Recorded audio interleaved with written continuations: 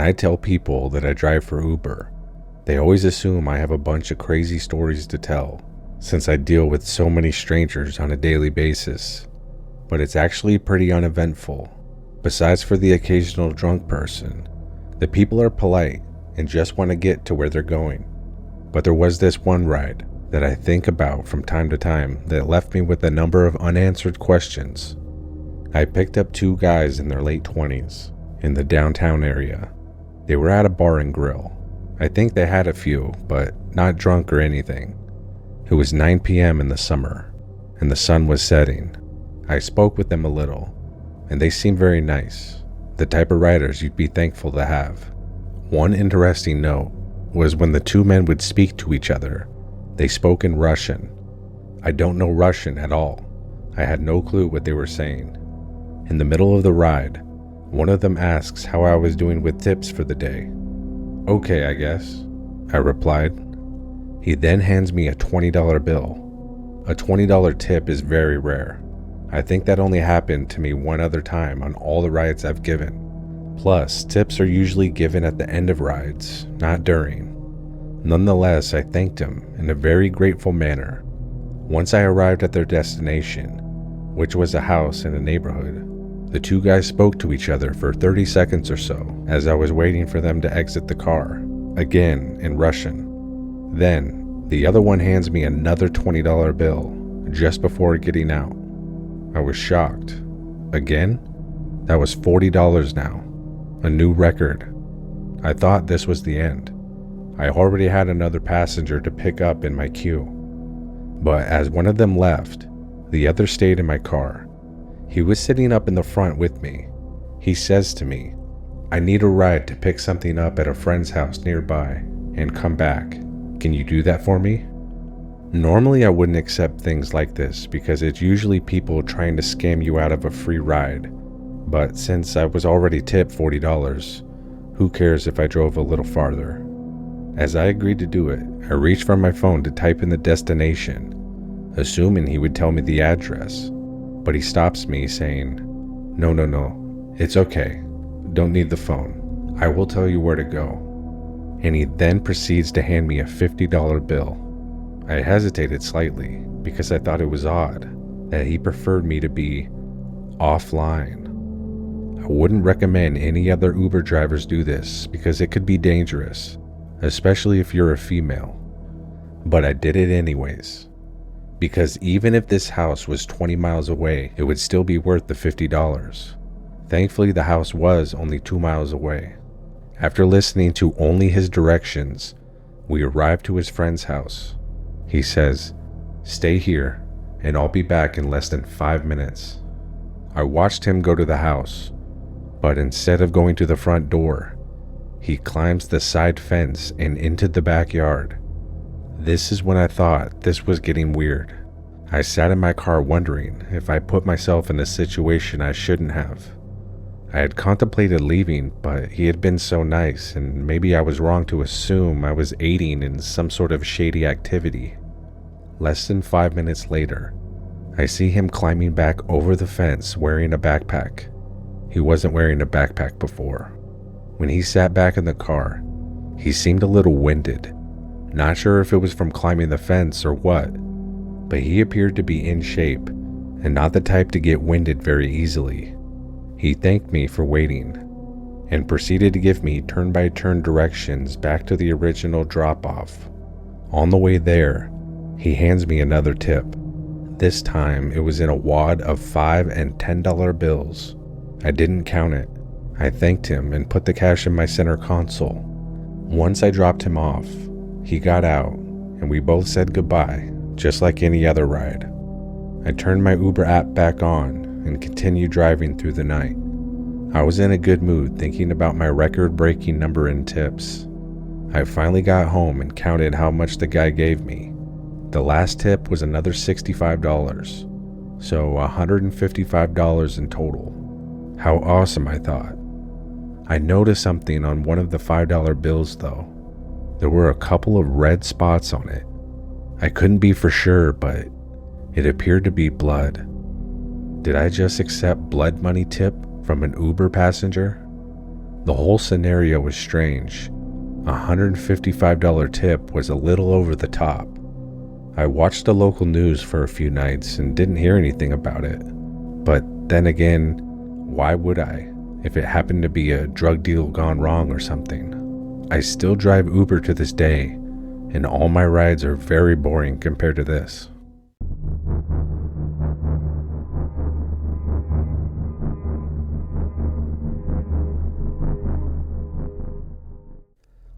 I'm a 23-year-old female. I don't own a car. I don't even have a driver's license. Kind of inconvenient and embarrassing, I know, but I live in the center of downtown, and my job is only 4 blocks from my apartment. If I had a car, parking would be a big expense for me. In the small bubble that I live in, it's just easier to not own one. Except for the weekends when I want to go somewhere. That's when I take an Uber or Lyft, whichever is cheapest at the time. Over the years, I've taken over 1,000 rides. A lot of money I've spent, but most are very short rides. On a Saturday night last summer, I was at home alone watching TV. It was 10:30 and I was really hungry. I had some food in the fridge, but I was really craving something in particular. It was this Mexican food at a food truck on the other end of downtown. It would be a very long walk for me, and this place doesn't do Uber Eats or DoorDash, so I ordered an Uber to pick me up and take me there. The guy that picked me up was in his 30s. He greeted me and then left me alone, just the way I like it. Not trying to sound like a bitch, I just don't like the chit-chat. When we pulled up to the food trucks, I was a little confused. At first, I thought I was in the wrong place. Everything was dark. I couldn't see the food truck. The driver sensed that I might have been lost. He asked, "Are you sure this is where you want to be dropped off?" Stupidly, I said, yes. This was the place I requested to go, but it seemed to be a spot where there were some sketchy characters roaming around. When I got out and closed the door, the driver drove away, and I immediately regretted getting out of the car. After walking a little ways, I realized all the food trucks are closed, but I thought they were open late on the weekends. With everything closed, it was so dark on the streets. I quickly pulled out my phone to order another Uber home. The driver was 6 minutes away, and not the same driver I had before. 6 minutes seemed like an eternity. Right after I ordered it, I put my phone away. 2 men that I had my eye on earlier began to approach me. I was a sitting duck. I could tell they had bad intentions. I was terrified, hoping they would leave me alone or stall long enough for my Uber to show up. The 2 men walk right up to me and crowd my space. One of them says, "You looking for some love tonight?" "No, get the hell away from me." As soon as I say that, the other guy slaps me across the face. I start crying both from the pain and the realization that I might be in the fight for my life. The one that slapped me then pulls out a pocket knife. Before I could start begging for my life, the Uber driver shows up, but not the Uber I was waiting for. It was the guy that originally drove me to the food trucks. He hops out of his car and points a gun at the 2 men, demanding them to let me go. They both froze and appeared to be in as much shock as I was. They backed away from me, and the driver directed me to get in as he still has his firearm pointed at the men. Once I was in the car, the driver gets in and floors it. Once I realized I was safe, I began sobbing after experiencing the most frightening moment in my life. The driver informs me he's taking me to the police station. I couldn't respond. I was crying so hard. He said he stuck around after dropping me off. He just had a bad feeling. There was something about the whole situation that felt off to him. Once he saw the 2 men approach me, that confirmed his suspicion. I still couldn't respond. I just listened to him. He tells me that he keeps a gun for his own safety, and he's not supposed to have it while driving Uber, but he'd rather put his safety above anything else. I was never much of the pro-gun type before all this, but a first-hand experience like this really changed my perspective. He walked me into the police station to make sure I was safe, and he got out of there as soon doing so. I got the feeling he didn't want to make a statement or be part of this in any way. I gave the description of the two men as best as I could. Still, no word yet if they've been caught. I truly believe they will pay for their crimes. Since this ordeal, I purchased a firearm and obtained a concealed carry permit. I practice at the range frequently, and I feel much better prepared for life-threatening moments. If I had a gun myself, I wouldn't need Gary to save me.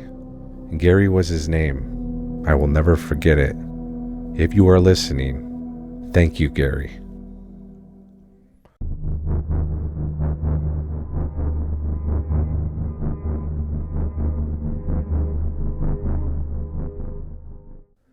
I have been driving for Uber and Lyft for 3 years now. I'm usually very safe and aware of my surroundings since I invite strangers into my car for a living. But there was one night when I let my guard down, and I deeply regret it. It was a little after 10 p.m. on a weekday, and everything was going great. I planned on doing a couple more rides and calling it a night. Unfortunately, on this night, there was an NBA game, and it just had ended. Most people assume this would be a good thing for an Uber driver, but it's not, at least for me and my friends that are drivers. It's a madhouse, a complete zoo trying to pick up passengers, and all the traffic makes it nearly impossible to get anywhere. There are usually surging prices to compensate for it, but all in all I prefer to avoid the headache. But wouldn't you know it, I was pinged to pick up someone at the arena. There was a decent surge price on it, so I said, okay, what the hell.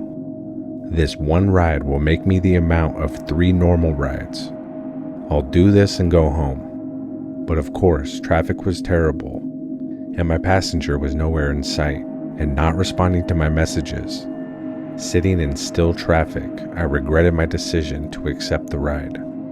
But as I was sitting there in the busy intersection, a man walks up to my passenger window that was already cracked, so I could hear him when he said, I can't find my Uber. I know you probably can't find your passenger. Why don't I give you some cash and we can both get out of here? I replied with, no man, that's okay. This was an offer I had never received before. I didn't feel like accepting, but this is when my common sense went out the window. He tells me the name of the bar that he wanted to go to and offers me a $50 bill by sticking it through the window, practically begging me to take it. I knew exactly where the bar was. It was only 3 miles away. $50 for a 3-mile drive? I took the money and let him in. Another reason that I accepted the offer was I could tell this guy was Somalian. My father was from Somalia, and I figured for some reason that he was trustworthy. He seemed grateful when he got into the passenger seat. I immediately took a right out of all the traffic and was instantly relieved. Traffic can wear on you, even if it's your job. It's not something you get used to. I tried to make a little small talk with him about Somalia and when he came to the States. He answered my questions with short, vague answers. He wasn't interested in small talk. On my way to the bar, I took mostly side roads to avoid the busy main streets. There were about 5 stop signs along the way through residential streets, and on the 4th one, when I came to a stop, the guy that I picked up pulls out an 8-inch knife from his pocket and presses it up against my neck. I was scared to move an inch. The sharp blade was already making shallow cuts along my jugular. I was completely at his mercy. Give me your wallet, he says, as I feel small drops of blood dripping down my neck. I felt afraid to swallow, fearing the knife would cut even deeper. I reach into my front pocket and hand him my wallet. He then proceeds himself to take the $50 he gave me out of my cup holder. Before leaving my car, he says one last thing. Don't give rides to strangers. And I'll admit it, he was right. My neck was bleeding pretty good. The cuts were shallow, but the fear of not going home to my family was far worse. The guy left down a dark alley and I didn't have any interest in following him. There was only about $100 in my wallet, and I'd make the credit cards useless by canceling them. I drove away, blaming myself and how stupid I was to accept the ride. I didn't call the police because I had no information on him. If he was actually my passenger, he would get caught easily. Besides, the Somalian community here is pretty tight-knit, and I would have a better chance of finding out who he was by asking around. After a couple of weeks, someone I spoke with said it sounds like his cousin. They then show me a Facebook photo, and it was definitely him. Before I could think about how I was going to exact my revenge, they told me he was arrested for murder that he committed months prior to this incident. I remember thinking I was close to dying that night, but now knowing this guy was actually capable of slashing my throat has given me a new perspective on life. I don't take a minute for granted that I live on borrowed time. I definitely learned my lesson, and now drive with a dash camera